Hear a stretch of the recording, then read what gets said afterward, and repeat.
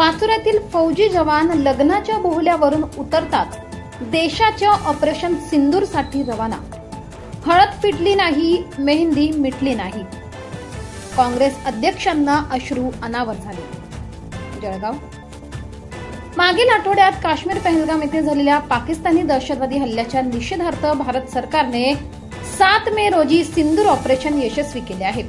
यामध्ये 9 ठिकाणी हवाई मारा करत पाकिस्तानी दहशतवाद्यांचा खात्मा केला असून भारत आणि पाकिस्तानमध्ये कोणत्याही वेळेला युद्धजन्य परिस्थिती निर्माण होऊ शकते। यामुळे जे जवान घरी सुट्टीसाठी आले होते अशा सर्व जवानांना सीमेवर बोलावण्याचे आदेश प्राप्त झाल्याची प्राथमिक माहिती मिळाली आहे।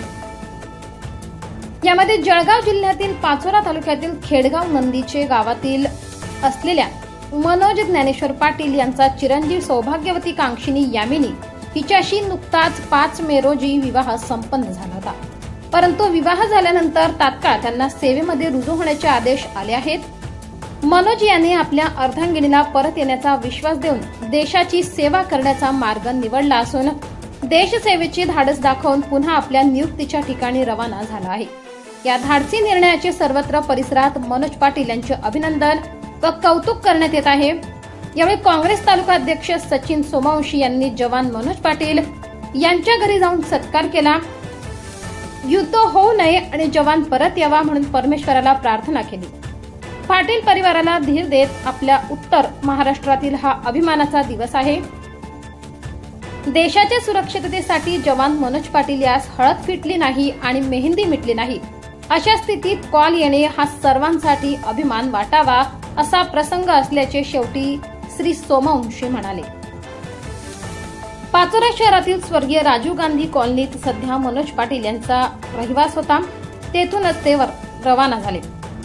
त्याचबरोबर गावातील ज्येष्ठ नागरिकांच्या वतीने सदर सैनिक आमच्या गावाची शान असून आमचा सैनिक एक नव्हे तर 10 पाकिस्तानींचा खात्मा करूनच विजय मिळवतील असा विश्वास या ठिकाणी व्यक्त केलाय। यावेळी सेवानिवृत्त पोलीस अधिकारी विजय सिंग पाटील यांनी देखील सत्कार केला।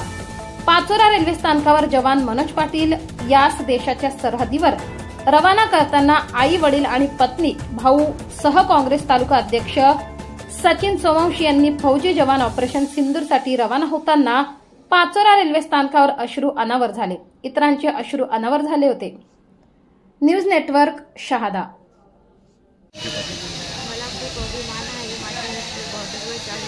आज आमचं सत्यनारायण पूजा होती तरी मी त्यांना सोबत करते।